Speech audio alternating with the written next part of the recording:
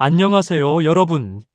오늘 이 영상을 클릭하셨다면 지금 세계가 얼마나 긴박하게 돌아가고 있는지 이미 피부로 느끼고 계실 겁니다. 주유소 기름값, 심상치 않죠? 뉴스를 틀면 온통 전쟁 이야기뿐입니다.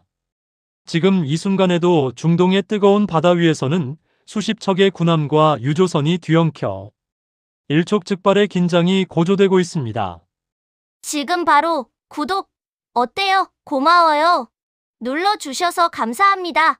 그리고 바로 어제 도널드 트럼프 미국 대통령이 전 세계를 향해, 아니 정확히 말하면 우리나라 대한민국을 콕 찍어 이름을 불렀습니다. 한국, 군함을 보내라. 이것은 단순한 요청이 아닙니다. 세계 에너지의 생명선인 호르무즈 해협이 봉쇄될 위기에 처하자 미국이 동맹국들에게 보내는 강력한 청구서이자 경고장입니다. 여러분, 지금 상황은 2020년이나 그 이전의 위기와는 차원이 다릅니다. 이란은 기뢰를 깔았고, 미국은 폭격했고, 중국은 반발하고 있습니다. 그리고 그 한가운데에 한국이 서 있습니다.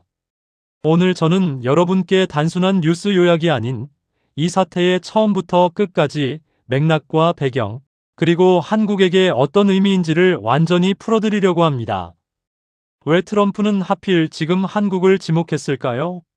중국은 왜 이렇게 강력하게 반발하며 미중 정상회담까지 깨질 위기에 처했을까요? 그리고 우리 청해부대는 과연 호르무즈로 가야 할까요? 말아야 할까요? 앞으로 45분 동안 저와 함께 해주신다면 지금 세계에서 벌어지는 일을 완벽하게 이해하실 수 있을 겁니다. 복잡한 국제정치의 이면을 낱낱이 파헤쳐드립니다. 이 영상이 여러분의 시야를 넓혀드린다면 지금 바로 좋아요와 구독 버튼 눌러주세요. 이 채널은 복잡하고 어려운 국제 뉴스를 여러분이 이해할 수 있는 가장 쉬운 언어로 풀어드리는 공간입니다. 자, 그럼 시작하겠습니다. 1부, 미국, 이란 전쟁 현황 3주차의 기록. 먼저 지금 상황부터 아주 정확히 짚어드리겠습니다. 2026년 3월, 미국과 이스라엘이 이란을 향해 군사작전을 개시한 지 벌써 3주가 지났습니다. 이것은 단순한 국지적 분쟁이 아닙니다. 중동의 판도를 송두리째 바꿀 수도 있는 수십 년 만에 찾아온 가장 큰 규모의 전쟁입니다. 이 전쟁이 도대체 왜 지금 터졌는지부터 말씀드려야 할 것 같습니다. 이스라엘과 이란의 갈등은 어제 오늘 일이 아닙니다. 1979년 이란 이슬람 혁명 이후 두 나라는 불구대천의 원수가 되었습니다. 수십 년에 걸친 이념적 대립, 시아파와 유대교라는 종교적 갈등, 그리고 중동 지역의 패권을 둘러싼 싸움이 겹겹이 쌓여왔습니다. 이란은 이스라엘의 존재 자체를 부정하는 입장을 공식적으로 유지해왔습니다. 지도상에서 이스라엘을 지워버리겠다고 공언하기도 했죠. 그리고 말로만 그치지 않았습니다. 레바논의 헤즈볼라, 가자 지구의 하마스, 예멘의 후티 반군 등 이른바 저항의 축이라 불리는 친이란 무장 세력들에게 돈과 무기를 지원하며 이스라엘을 사방에서 포위하고 압박해왔습니다. 그 긴장이 2024년과 2025년을 거치며 점점 임계점에 다가섰고, 이란의 핵개발 의혹까지 겹치면서 결국 2026년 3월 미국과 이스라엘의 선제 공습으로 본격적인 전쟁의 막이 올랐습니다. 전쟁이 시작된 지 2주가 지났을 때 전 세계를 깜짝 놀라게 한 뉴스가 타전되었습니다. 이란의 최고 지도자, 1989년부터 무려 40년 가까이 이란을 신의 대리인으로서 철권 통치해온 아야톨라 알리 하메네이가 사망했다는 소식이었습니다. 미국과 이스라엘의 정밀 공습 과정에서 하메네이가 머물던 벙커가 파괴되며 그가 제거됐다는 보도가 나왔고, 이 소식은 전 세계를 충격과 공포에 빠뜨렸습니다. 독재자가 사라졌으니 전쟁이 끝나겠구나라고 생각하신 분들도 계셨을 겁니다. 그런데 여러분, 하메네이의 사망이 이 전쟁을 끝내지 않았습니다. 오히려 상황을 훨씬 더 복잡하고 위험하게 만들었습니다. 그 이유는 바로 하메네이의 아들 모즈타바 하메네이가 권력을 이어받았기 때문입니다. 모즈타바는 아버지의 뒤를 이어 이란 신정체제를 이끌겠다고 선언하면서 전 세계를 향해 섬뜩한 메시지를 던졌습니다. 피해 복수를 반드시 실현하겠다. 그는 아버지보다 훨씬 더 강경하고 호전적인 인물로 알려져 있습니다. 전문가들은 그가 자신의 불안한 권력 기반을 다지고 승계의 정당성을 세우기 위해 내부의 불만을 외부의 적으로 돌리는 전략을 쓸 것이라고 분석합니다. 즉, 더욱 강하고 무모한 반미반 이스라엘 군사행동을 감행할 가능성이 매우 높다는 것입니다. 여기서 또 한 가지 중요한 변수가 있습니다. 바로 이란 혁명수비대, 영어로 IRGC라고 불리는 조직입니다. 혁명수비대는 이란의 정규군과는 완전히 다릅니다. 이란 혁명 정신을 수호하기 위해 만들어진 이 엘리트 친위대는 이란 내에서 정치, 경제, 사회 모든 분야에 막강한 영향력을 행사합니다. 그들은 독자적인 미사일 부대, 해군, 정보기관을 거느리고 있습니다. 미국과 이스라엘의 공습이 이란의 군사 인프라에 상당한 타격을 줬다고는 하지만 혁명수비대의 핵심 전력은 여전히 건재합니다. 그들은 분산된 지휘 체계와 깊숙한 지하 시설들을 통해 조직을 유지하고 있고 지금 이 순간에도 보복작전을 계속 수행하고 있습니다. 더욱 우려되는 점은 이 전쟁이 이란 본토를 넘어 중동 전역으로 번지고 있다는 사실입니다. 이라크에 있는 친이란 민병대들이 미군 기지를 향해 로켓을 쏘기 시작했고 한때 이스라엘의 공격으로 거의 괴멸됐다고 평가받던 레바논의 헤즈볼라가 다시 전열을 정비하고 활동을 재개하고 있습니다. 예멘의 후티 반군도 홍해에서 민간 선박 공격을 재개하면서 이른바 제2전선, 제3전선이 형성되고 있다는 경고가 나오고 있습니다. 전문가들은 이 전쟁이 단순한 이란 대 미국 이스라엘의 양자 대결이 아니라 중동 전체를 집어삼킬 수 있는 제5차 중동전쟁으로 확대될 가능성을 심각하게 우려하고 있습니다. 인명피해도 이미 심각한 수준을 넘어섰습니다.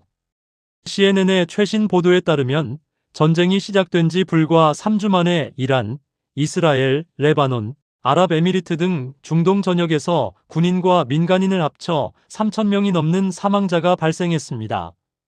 이란에서만 약 2,400명이 목숨을 잃었고 헤즈볼라, 거점이 있는 레바논에서도 800명 이상이 사망했습니다. 이 숫자는 통계일 뿐 실제 현장의 참상은 상상을 초월할 것입니다. 그리고 이 숫자는 매일매일 늘어나고 있습니다. 그렇다면 전쟁을 시작한 트럼프 대통령은 어떤 생각일까요? 트럼프는 현재 두 가지 선택지 앞에 서 있습니다. 계속 밀어붙여 끝장을 볼 것인가, 아니면 적당한 시점에 승리를 선언하고 손을 뗄 것인가. 트럼프 행정부 관계자들은 언론 인터뷰에서 앞으로 수주 안에 전쟁이 끝날 것이라는 희망 섞인 전망을 내놓고 있습니다. 크리스 라이트 에너지 장관도 생각보다 빨리 끝날 수도 있다고 했죠.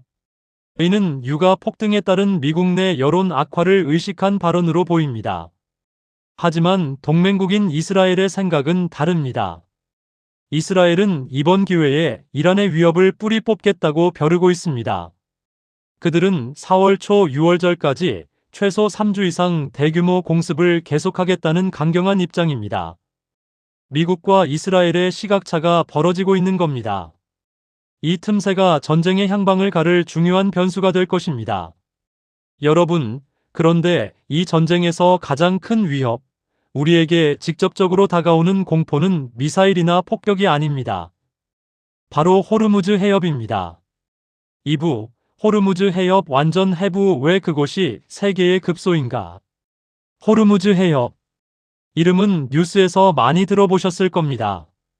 그런데 이 해협이 정확히 어디에 있고 왜 그렇게 중요한지, 얼마나 좁고 얼마나 위험한 곳인지 제대로 아시는 분은 많지 않습니다. 오늘 제가 아주 속 시원하게 완전히 풀어드리겠습니다. 호르무즈 해협은 페르시아만과 오만만을 연결하는 아주 좁은 수로입니다. 북쪽에는 이란이, 남쪽에는 오만과 아랍에미리트가 위치해 있습니다.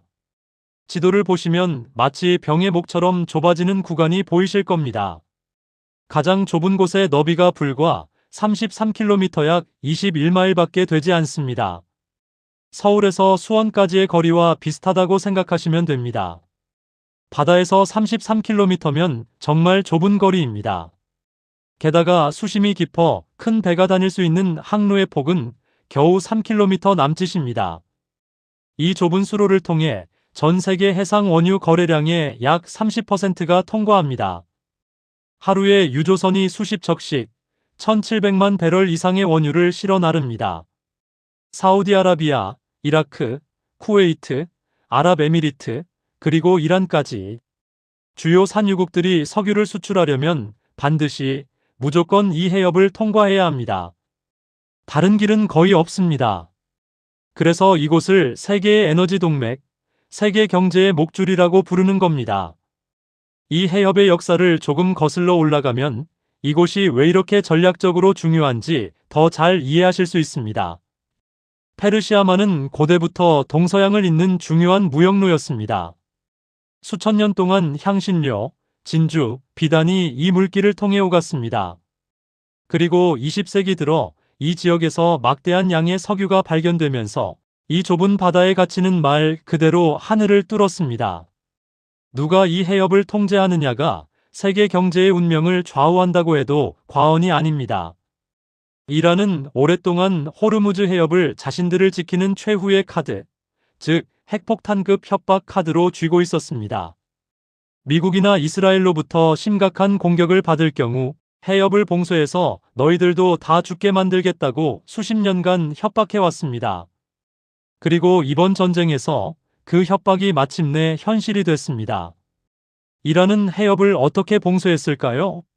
거대한 철문을 닫은 게 아닙니다. 바로 기뢰를 뿌렸습니다. 기뢰란 바닷속에 둥둥 떠 있거나 바닥에 가라앉아 있다가 배가 지나가면 소리나 자력을 감지해 폭발하는 수중 폭탄입니다. 눈에 보이지 않고 넓은 바다 어디에 숨어 있는지 알 수 없기 때문에 공포 그 자체입니다. 기뢰 하나만 터져도 초대형 유조선이 두 동강 날 수 있습니다. 이란은 이 기뢰를 해협 곳곳에 무차별적으로 설치했습니다. 기뢰 전쟁의 역사는 1980년대로 거슬러 올라갑니다. 8년 동안 이어진 이란, 이라크 전쟁 당시 이란은 페르시아만의 기뢰를 대량으로 설치하여 유조선 통행을 방해하는 유조선 전쟁을 벌였습니다. 당시 미 해군 호위함인 USS 세뮤얼 로버츠함이 이란이 설치한 기뢰에 접촉해 배에 큰 구멍이 뚫리고 침몰 직전까지 갔던 사건이 있었습니다. 그때의 충격과 교훈으로 미국을 비롯한 해군 강국들은 기뢰 제거함, 즉 소해함을 전략 자산으로 매우 중요하게 관리해 왔습니다. 그리고 바로 지금 이 소해함이 전 세계에서 가장 필요한 귀하신 몸이 됐습니다. 하지만 이란이 해협을 봉쇄하는 방법은 기뢰만이 아닙니다. 이란 혁명 수비대는 작지만 빠른 소형 쾌속정 수백 척을 보유하고 있습니다. 이 쾌속정들은 대형 유조선이나 군함을 향해 벌떼처럼 달려들어 로켓을 쏘고 도망가는 군집 전술로 유명합니다. 좁은 해협에서 이런 쾌속정 수십 척이 덤벼들면 최첨단 이지스함도 대응하기가 매우 까다롭습니다. 여기에 자폭 드론과 해안가에 배치된 지대함 미사일까지 더해지면 호르무즈 해협은 그야말로 죽음의 바다가 됩니다. 실제로 이란은 이번 전쟁에서 기뢰뿐만 아니라 드론 공격도 감행했습니다. 아랍에미리트 UAE의 푸자이라 항구를 샤헤드 자폭 드론으로 타격했습니다. 푸자이라는 어떤 곳이냐고요?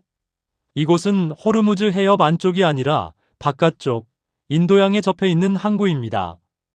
UAE는 호르무즈가 봉쇄될 것에 대비해 내륙 송유관을 통해 석유를 푸자이라로 보내서 수출하는 우회로를 만들어 놨습니다. 그런데 이란이 바로 그 우회로의 출구인 푸자이라 항구마저 공격한 것입니다. 도망칠 구멍은 없다. 우회로도 다 막아버리겠다는 이란의 독한 의지를 보여준 사건입니다. 그렇다면 한국에는 어떤 영향이 있을까요? 여러분, 우리나라가 수입하는 원유의 약 70% 이상이 중동에서 옵니다. 그리고 그 상당 부분이 바로 이 호르무즈 해협을 통과해서 들어옵니다. 호르무즈가 막히면 한국은 당장 에너지 대란에 직면합니다. 공장을 돌릴 기름이 없고 차에 넣을 기름이 없어집니다. 국제유가는 이미 전쟁 공포로 인해 배럴당 $100를 돌파했습니다. 만약 봉쇄가 길어진다면 150달러, 200달러까지 갈 수도 있다는 끔찍한 전망도 나옵니다. 이것은 단순히 숫자의 문제가 아닙니다. 우리 생활에 직접 폭탄으로 떨어집니다. 주유소 기름값은 리터당 2,000원, 3,000원을 넘길 것이고 전기요금, 가스비, 난방비가 폭등할 것입니다. 물류비가 오르면 채소값, 공산품 가격 등 모든 물가가 줄줄이 오릅니다. 호르무즈 해협 봉쇄는 저 멀리 중동 남의 나라 얘기가 아니라 당장 내 지갑을 털어가는 현실의 위기인 겁니다. 미국은 이 상황을 타개하기 위해 강수를 뒀습니다. 이란의 석유 수출 심장부를 직접 타격했습니다. 바로 하르그섬 카그 아일런드입니다. 이란 원유 수출량의 약 90%를 처리하는 이 섬을 미군이 대규모 정밀 타격으로 맹폭했습니다. 90개 이상의 군사 목표물과 터미널 시설이 파괴됐습니다. 하르그섬을 잃은 이란은 경제적으로도 군사적으로도 회복 불가능한 타격을 입었습니다. 트럼프 대통령은 이 섬을 이란의 왕관 보석 크라운 주얼이라고 불렀습니다. 가장 소중한 것을 빼앗았다는 의미입니다. 그러나 쥐도 궁지에 몰리면 고양이를 문다고 했습니다. 하르그섬을 잃은 이란은 이판사판으로 나오고 있습니다.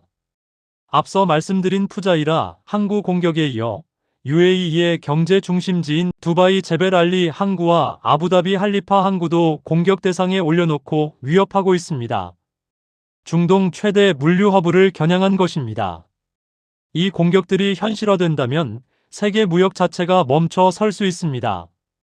이 절체절명의 상황에서 트럼프 대통령이 꺼내든 카드가 바로 호르무즈 연합입니다.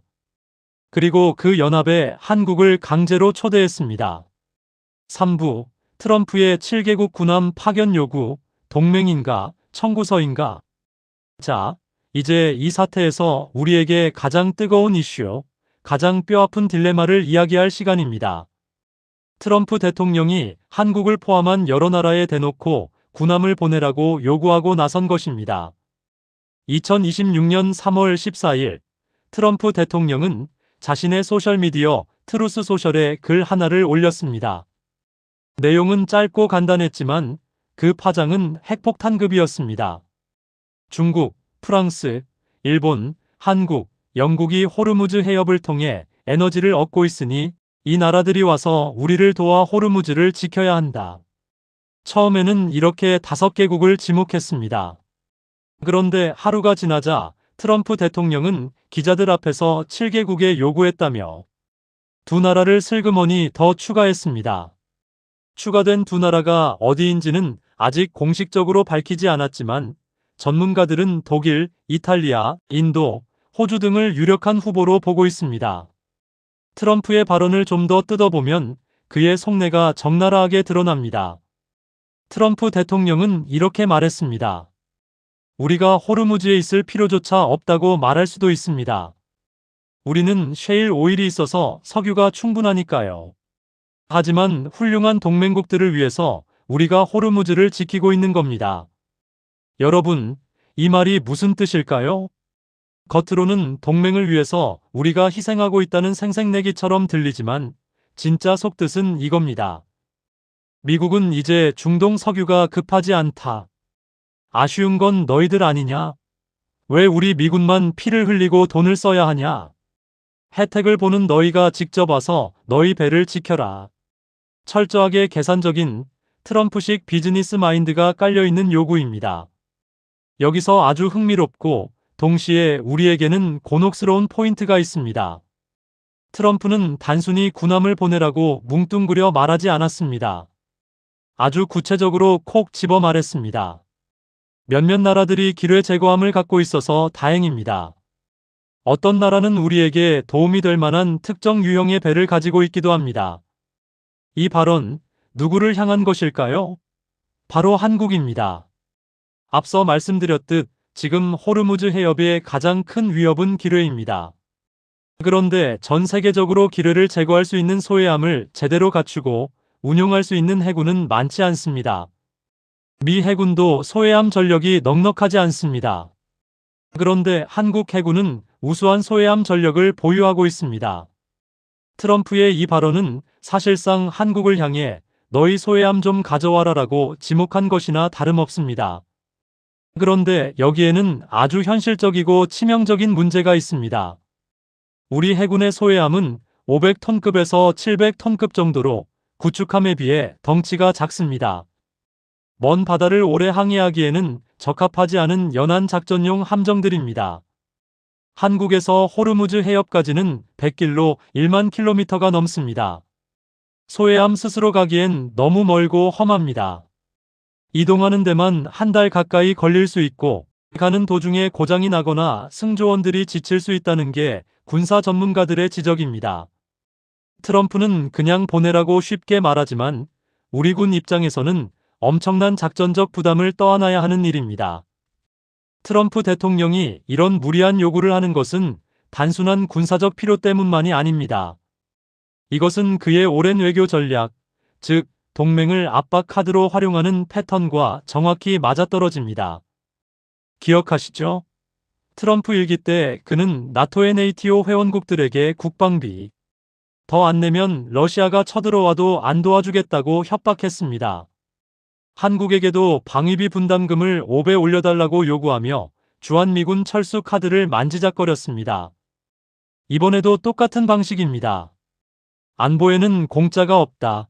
혜택을 받는 자가 비용도 내라는 논리입니다.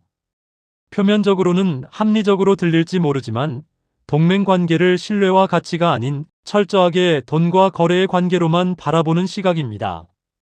트럼프에게 호르무즈 파병은 한국의 충성심을 테스트하고 향후 방위비 협상이나 무역 협상에서 우위를 점하기 위한 지렛대인 셈입니다. 미국 백악관은 이번 주 안에 이른바 호르무즈 연합의 구체적인 구성 계획을 발표하겠다고 예고했습니다. 미국 언론들은 백악관이 각국의 참여 의지를 물밑에서 확인하고 있으며 트럼프 대통령은 긍정적인 반응을 얻고 있다고 자신만만해하고 있다고 전했습니다. 과연 그 긍정적 반응이 진짜 자발적인 것인지 아니면 미국의 압박에 못 이겨 억지로 끌려 나온 것인지는 두고 봐야 알겠습니다. 하지만 분명한 것은 미국의 압박 강도가 시간이 갈수록 점점 더 거세지고 있다는 사실입니다. 트럼프는 여기서 멈추지 않았습니다.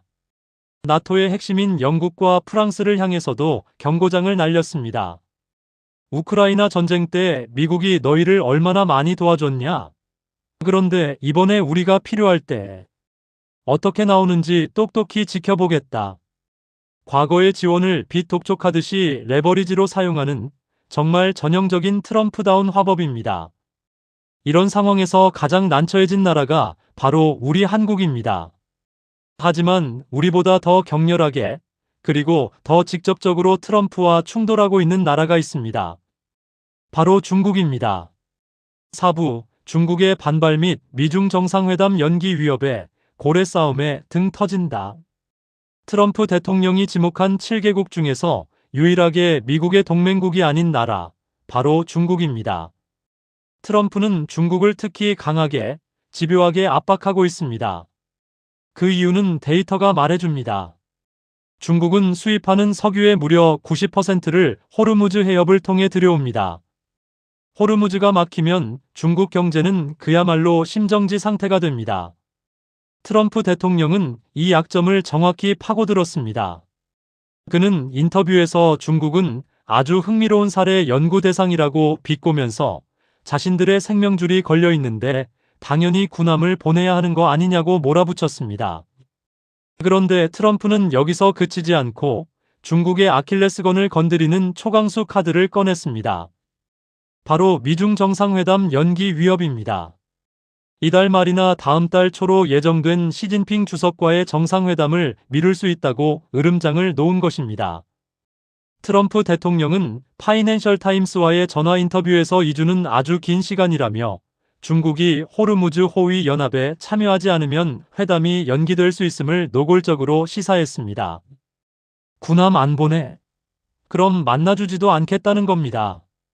중국은 즉각 그리고 아주 격렬하게 반발했습니다. 중국 관영 매체들은 사설을 통해 불을 질러놓고 같이 끄자고 하느냐며 트럼프를 맹비난했습니다. 이 한 문장이 지금 중국의 입장을 가장 정확하고 통쾌하게 요약해줍니다. 미국과 이스라엘이 이란을 먼저 공격해서 이 사단이 난 거 아니냐. 너희가 벌집을 쑤셔놓고 이제 와서 벌에 쏘이게 생겼으니 우리 보고 같이 막아달라는 게 말이 되느냐는 논리입니다. 중국 정부는 공식 성명을 통해 관련국들은 군사행동을 즉각 중단하고 대화로 문제를 해결해야 한다며 미국의 전쟁 수행 자체를 비판했습니다. 사실 중국 입장에서는 호르무즈에 군함을 보내는 것이 결코 쉬운 결정이 아닙니다. 만약 군함을 보낸다면 그것은 사실상 미국 주도의 군사연합에 중국군이 합류하는 그림이 됩니다. 이는 그동안 중국이 겉으로나마 지켜온 외교 원칙, 즉 타국의 내정에 간섭하지 않고 미국 주도의 패권 질서에 동참하지 않는다는 원칙을 스스로 깨는 꼴이 됩니다. 모양새가 아주 구겨지는 거죠. 게다가 더 큰 문제는 이란과의 관계입니다. 중국에게 이란은 미국의 제재 속에서도 석유를 공급해주는 중요한 에너지 파트너이자 1대1로 프로젝트의 핵심 거점입니다. 그런데 미국이 주도하고 이란을 적으로 돌리는 연합군에 중국 군함이 합류한다. 이것은 이란의 등에 칼을 꽂는 행위나 다름없습니다. 이란과의 관계가 파탄날 위험을 감수해야 하는 것입니다. 그렇다고 미국의 요구를 무시하고 거부하자니 그 대가가 또한 만만치 않습니다. 트럼프가 예고한 대로 미중 정상회담이 무기한 연기될 수 있습니다. 지금 중국 경제는 내부적으로 부동산 위기, 청년 실업 등으로 매우 어렵습니다. 미국과의 관계 개선, 적어도 관세 문제 해결이 절실한 상황입니다. 그런데 이번 일로 정상회담이 깨지고 트럼프가 보복 관세 폭탄을 더 퍼붓는다면 중국 경제는 치명타를 입을 수 있습니다. 실제로 이번 사태가 터지기 직전까지 미중 양국은 프랑스 파리에서 고위급 협상을 진행하고 있었습니다. 스콧 베센트 미국 재무장관과 허리펑 중국 국무원 부총리가 파리 OECD 본부에서 만나 무려 6시간이 넘는 마라톤 협상을 벌였습니다. 관세 문제와 희토류 수출 통제 등 무역 현안을 풀기 위한 자리였는데 이제 호르무즈 문제라는 거대한 돌발 변수가 협상 테이블을 덮쳐버렸습니다. 협상이 잘 풀리기는커녕 판이 깨질 위기입니다. 지금 미중 관계는 세 가지 거대한 갈등이 동시에 폭발하고 있는 퍼펙트 스톰 상태입니다. 첫 번째는 오랫동안 이어진 무역기술 전쟁, 두 번째는 이번 호르무즈 해협 파병 갈등, 그리고 세 번째는 언제 터질지 모르는 대만 문제입니다. 이 세 가지 뇌관이 서로 얽히고 설켜 있어 하나만 잘못 건드려도 연쇄 폭발이 일어날 수 있는 아슬아슬한 상황입니다. 여기서 한 가지 아주 흥미로운, 어쩌면 중국의 이중성을 보여주는 뉴스가 있습니다. 블룸버그 통신이 위성 데이터를 분석해 보도한 내용인데요. 호르무즈 해협이 봉쇄됐다고 난리인 이 와중에도 목적지가 중국으로 표시된 초대형 유조선 한 척이 버젓이 해협을 항해하고 있다는 것입니다. 중국이 말로는 미국을 비난하고 파병을 거부하면서도 뒤로는 이란과의 끈끈한 관계를 이용해 자기들이 쓸 석유는 어떻게든 빼내오고 있다는 의심이 드는 대목입니다. 겉으로는 싸우는 척하면서 속으로는 이속을 챙기는 국제 정치의 비정한 현실을 보여주는 장면입니다. 중국은 과연 끝까지 버틸 수 있을까요? 아니면 경제적 실리를 위해 마지못해 군함을 보낼까요? 고래 싸움의 등이 터지는 건 결국 우리 같은 주변국들입니다. 자, 이제 남의 나라 걱정할 때가 아닙니다. 발등에 불이 떨어진 우리나라 이야기를 해봅시다. 5부, 한국의 딜레마 청해부대, 가느냐 마느냐 그것이 문제로다. 트럼프 대통령이 공개적으로 한국을 지목한 그 순간부터 우리 정부는 사실상 빠져나갈 구멍 없는 외나무다리 위에 서게 되었습니다. 청해부대를 보내자니 전쟁에 휘말릴까 무섭고 안 보내자니 동맹이 깨질까 두려운 그야말로 진퇴양난의 상황입니다. 이 복잡한 딜레마를 제대로 이해하려면 시계를 6년 전인 2020년으로 잠시 돌려봐야 합니다. 2020년 1월 트럼프 1기 행정부 때도 아주 비슷한 일이 있었습니다. 당시 미군이 드론 공격으로 이란의 영웅 가셈 솔레이마니 사령관을 암살하면서 미국-이란 갈등이 최고조에 달했죠.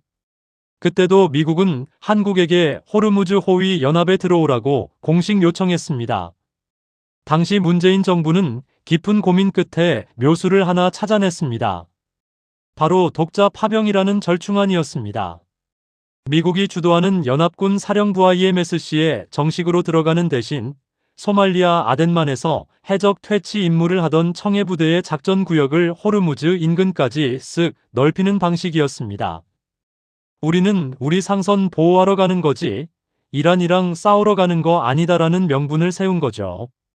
미국에게는 군함 보냈으니 됐지 라고 생색을 내고 이란에게는 너희 공격하러 온 거 아니다라고 달래는 아주 절묘한 줄타기 외교였습니다.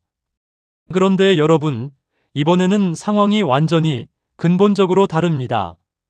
2020년에는 전쟁이 안 났지만 지금은 진짜 전쟁 중입니다.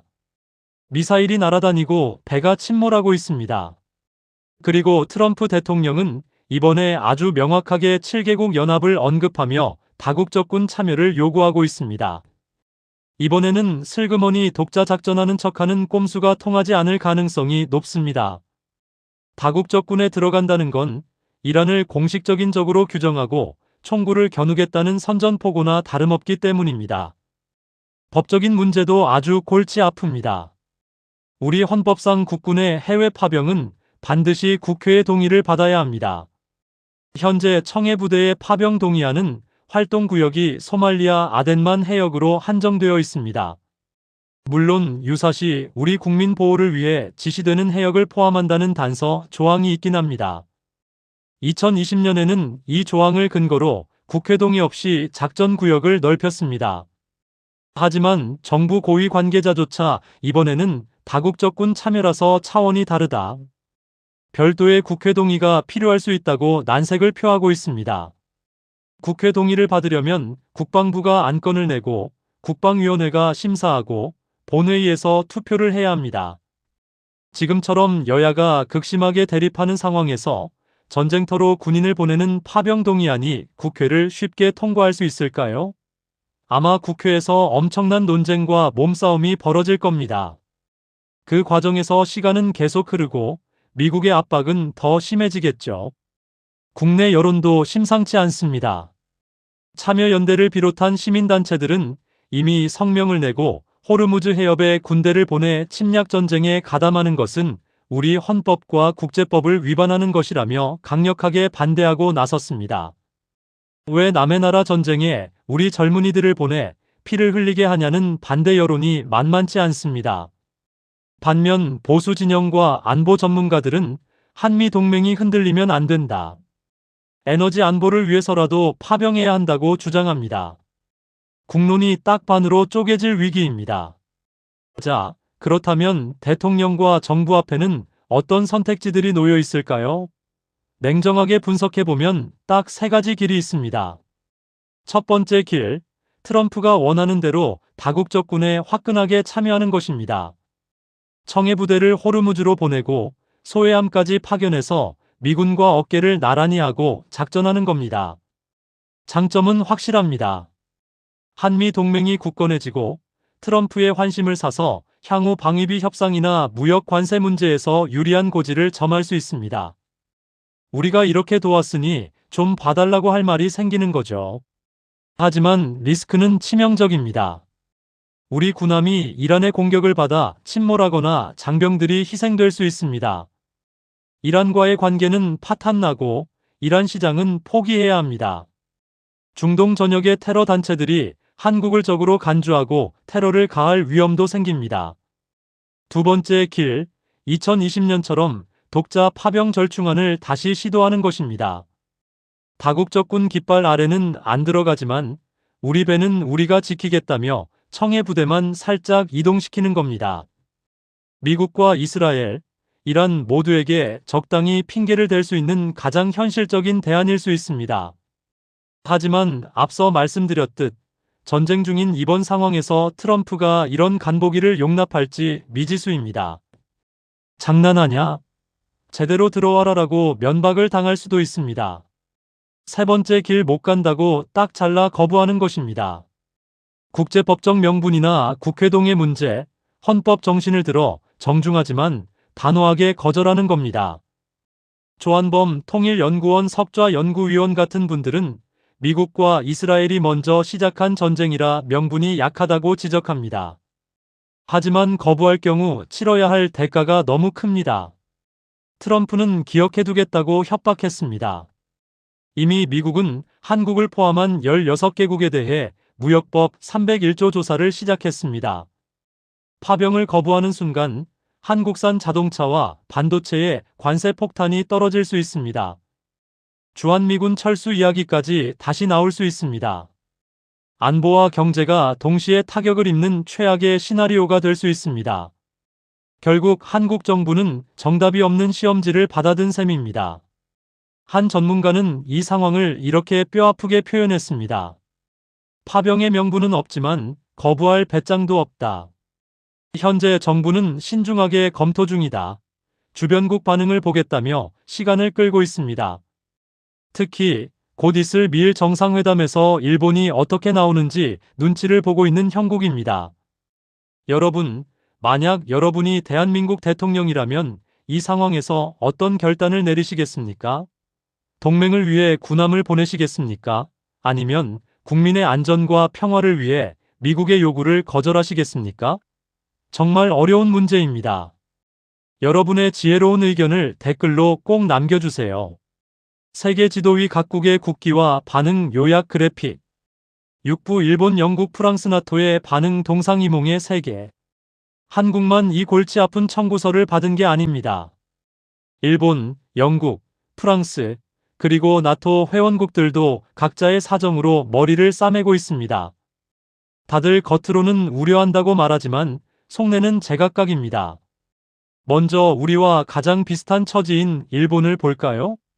일본은 3월 19일 미국에서 미일 정상회담을 앞두고 있습니다. 타이밍이 참 묘하죠? 이 회담은 한국에게도 초미의 관심사입니다. 일본 기시다 총리가 트럼프에게 뭐라고 답하느냐가 한국의 결정에도 결정적인 가이드라인이 될 수 있기 때문입니다. 일본은 한국보다 중동 석유 의존도가 더 높습니다. 호르무즈가 막히면 일본 경제는 멈춥니다.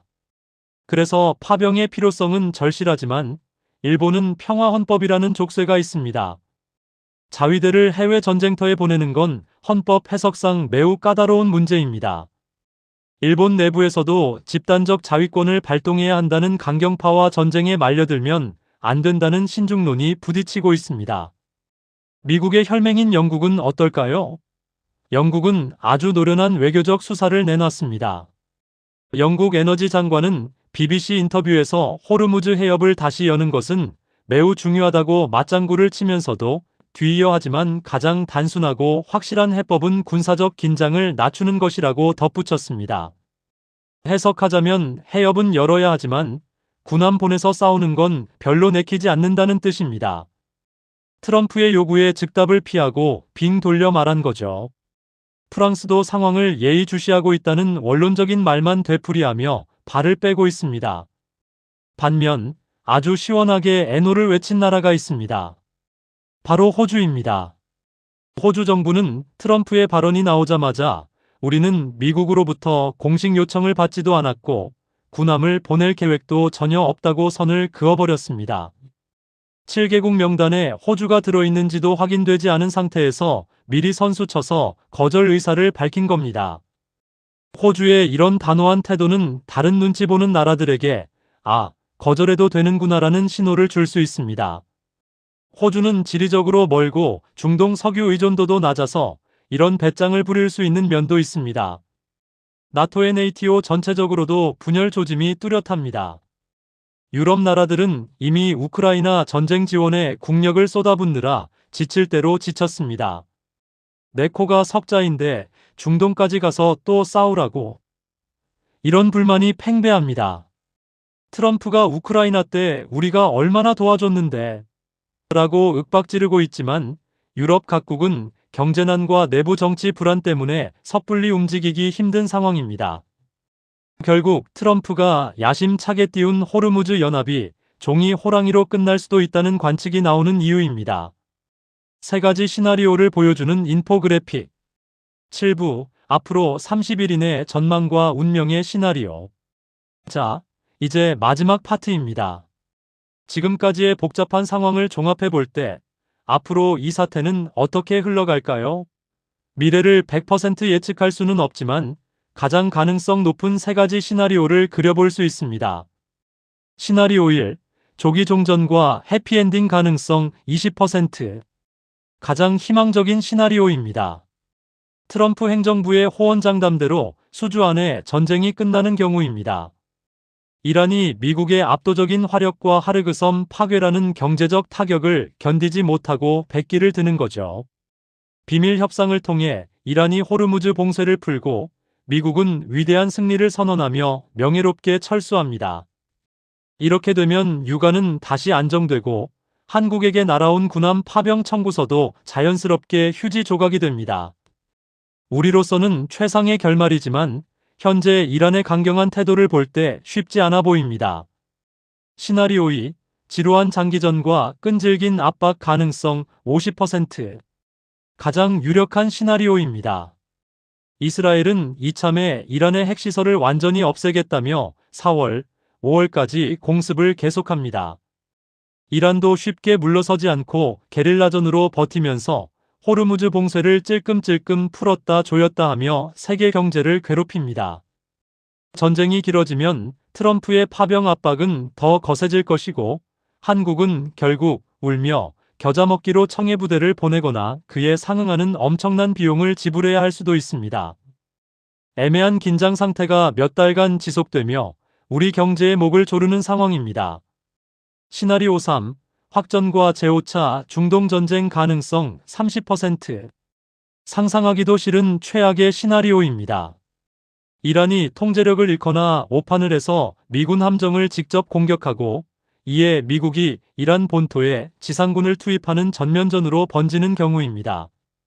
여기에 이라크, 레바논, 예멘의 친이란 무장 세력들이 일제히 봉기하고 러시아나 중국까지 개입하면서 중동 전체가 불바다가 되는 상황입니다. 이렇게 되면 유가는 $200를 넘고 제2의 오일 쇼크가 와서 전 세계 증시가 폭락할 것입니다. 한국 경제는 1997년 IMF나 2008년 금융위기급의 충격을 받을 수 있습니다. 현재 미국, 중국, 유럽, 그리고 중동의 온건파 국가들이 모두 이 세 번째 시나리오만은 막기 위해 필사적으로 움직이고 있습니다. 오만 같은 중립국들이 물밑에서 중재를 시도하고 있고 파리에서의 미중 협상도 결국은 확전을 막기 위한 딜이 될 가능성이 큽니다. 여러분, 저는 오늘 45분 동안 이 복잡하고 거대한 사태를 최대한 알기 쉽게 그리고 우리의 관점에서 풀어드리려 노력했습니다.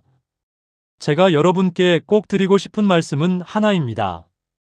이 사태는 결코 남의 나라 이야기가 아닙니다.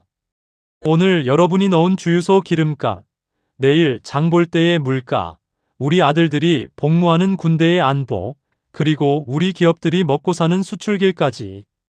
이 모든 것이 지금 호르무즈 해협이 그 좁은 바다 위에서 결정되고 있습니다.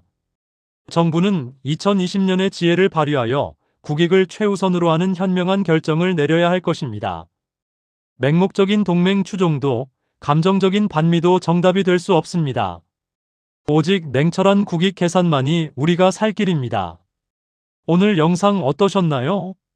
긴 시간 함께 해주셔서 감사합니다. 과연 한국은 청해부대를 보내야 할까요? 아니면 당당하게 거부해야 할까요? 여러분의 솔직하고 다양한 생각들이 정말 궁금합니다. 댓글창에 여러분의 고견을 남겨주시면 제가 하나하나 꼼꼼히 읽어보겠습니다. 토론의 장을 만들어 봅시다.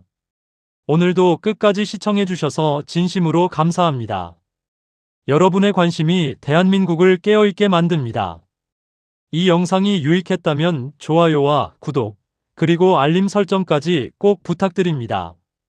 저는 이 사태가 끝날 때까지 계속 추적하며 가장 빠르고 깊이 있는 분석으로 다시 찾아오겠습니다. 다음 영상에서 뵙겠습니다. 감사합니다.